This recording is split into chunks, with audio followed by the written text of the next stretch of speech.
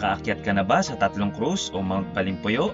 Matatagpuan sa Tabacuan, Barangay Santa Rita, Olongapo City. Isa itong paboritong bisitahin tuwing Semana Santa bilang paggunita sa kamatayan at muling pagkabuhay ni Kristo. Isang pag-alaala sa kanyang sakripisyo at pagmamahal. Hihingalin ka sa pagod ngunit sulit naman pagdating mo sa itaas dahil makikita mo ang overlooking view ng Olongapo City. Ano pang hinihintay nyo? Tara, trip tayo!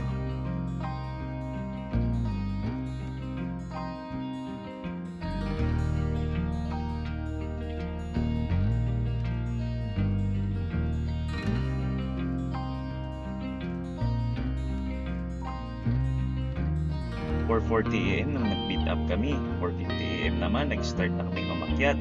Ready nyo na ang inyong tuhod dahil puro hagdan at sigurado na hihingalin kayo. After 20 minutes ay nakarating na kami sa Tatlong Cruz. Madilim pa kaya makikita mo ang city lights ng Olongapo City.